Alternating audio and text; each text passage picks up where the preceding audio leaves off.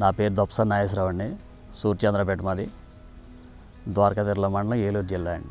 2.5 ఎకరాల పొలం ఉందండి మనకి. ఇందులో 1 ఎకరన్నర పూల తోట వేయడం జరిగిందండి. ఇప్పుడు ఈ అరటి ఉండటం వల్ల ఒకేసారి ఆదాయం వద్ద మళ్ళీ త్వరగా రికవరీ ఉండదు. పైగా ఇంకోటి ఏంటంటే మార్కెట్లు లేకపోతే ఇబ్బంది అవుతుంది కదండి ఆ టయానికి. ఇప్పుడు ఈ గులాబీ అంటే మనకు 365 రోజులు పంట ఉంటుందండి. అలా మా రిలేటివ్స్ ద్వారాగా తెలుసుకుని గులాబీ వేయడం జరిగిందండి. పర్వాలేదండి, మాకు డైలీ ఒక 2,000 3,000 అలా ఉంటుందండి ఎకరానికి వచ్చి.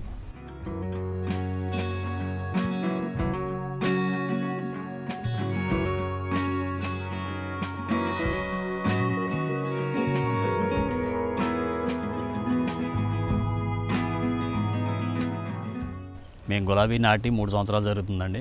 గులాబీ చిన్నంగా ఉండటం గురించి అంతర పంటగా బంతి వేసుకున్నాం ప్రస్తుతానికి. అలాగే పసుపు కూడా వేయడం జరిగింది. చుట్టూ మాకు ఇంట్లో వరకు కూరగాయలు కూడా మేమే సొంతంగా వేసుకుంటామండి. అరటి ఉందండి చుట్టూ.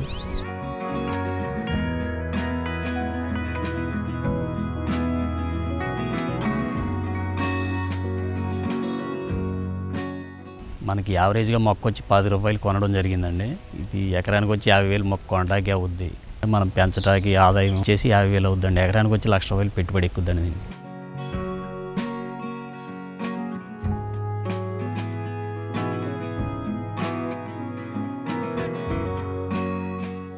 ఒకవేళ కూలీని పెట్టి మనం కలుపు తీయాలని చెప్పినా మొదల ముళ్ళుండి ఇబ్బంది అవుతుంది కదండి కలుపు తీయటానికి అని చెప్పి సీట్ వేసుకున్నామండి. మనకి కూలీల ఖర్చు కూడా కొంచెం తగ్గుద్దండి. మొక్క మొదల గడ్డి కూడా కలుపు నివారించుకోవడం జరిగిందండి.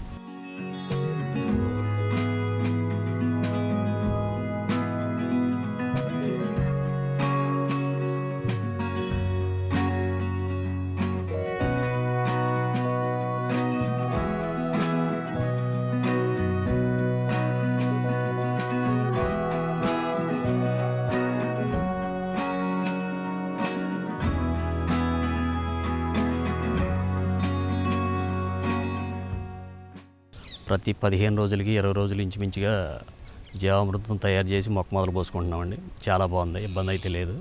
ఘనజీవామృతం కూడా ప్రతి 4 నెలలకు ఒకసారి మొదలు వేసుకుంటున్నామండి ఎరువుల.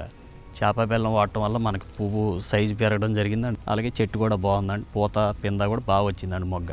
అదేవిధంగా కోడిగుడ్డు నిమ్మరసం కూడా స్ప్రేయింగ్ చేయడం జరిగింది. దానివల్ల కూడా బాగుందండి. తోట చాలా గ్రోత్, పువ్వు సైజు పెరగడం జరిగింది. మొగ్గ బాగా రావడం కూడా జరిగిందండి. వీటన్నిటితో పాటు మనం దశపర్ణి కషాయం కూడా వాడటం జరిగిందండి. అలాగే ఈ చీడపీడలు బాగా ఉండటం గురించి లద్దె పురుగు కూడా బాగా ఉంటుందండి దీనికి. దశపర్ణి కషాయం వాడటం వల్ల అది కూడా మనకి కంట్రోల్ చేయడం జరిగిందండి.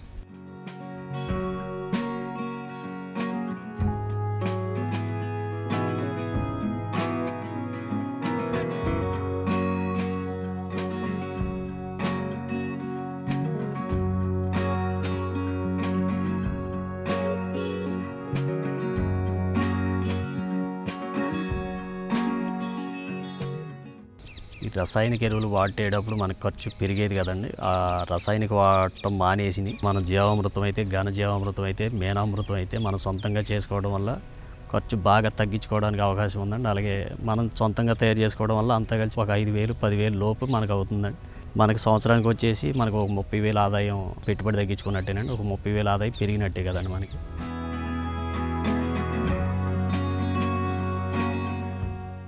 మాకు ఇంట్లో తినడానికి ప్రతిదీ కూడా మేము సొంతంగానే పండించుకుంటామని చేయాలి. చాలా వరకు బయట తెచ్చుకోవడం తగ్గించి జరిగిందండి.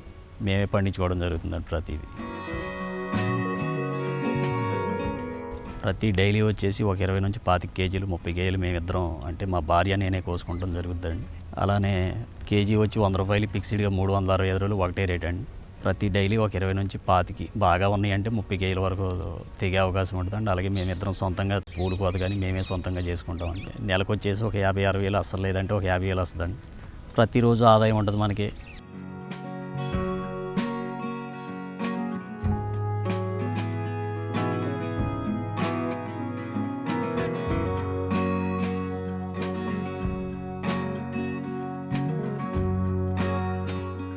మన కెమికల్ వాడినప్పుడు ఇప్పటికీ తేడా గమనించింది ఏంటంటేనండి, మనం కెమికల్ వాడినప్పుడు మనకు ఖర్చు పెరిగేదండి. ఇప్పుడు మనం సొంతంగా తయారు చేసుకోవడం గురించి ఖర్చు తగ్గించుకోవడం జరిగింది. మనకు ఆదాయపరంగా కూడా తగ్గలేదండి. మనకి ఇంచుమించుగా మనం కెమికల్ వాడినప్పుడు ఎలా ఉందో ఇప్పుడు కూడా అలాగే ఉందండి. మనకి భూమి కూడా సారవంతంగా మారడం జరిగింది. పంట కూడా ఆరోగ్యంగా ఉందండి. అలాగే ప్రతి రైతు కూడా కషాయాలు వైపు మళ్ళీ రసాయనాలు తగ్గించుకుంటే మన ఆరోగ్యం కాపాడిన వాళ్ళం అవుతామండి. 10 మంది ఆరోగ్యం మనం కాపాడిన వాళ్ళం అవుతామండి. ప్రతి రైతు ఇలా మారితే ప్రకృతికి కూడా మంచి చేసిన వాళ్ళం అవుతామని ఆశిస్తున్నానండి.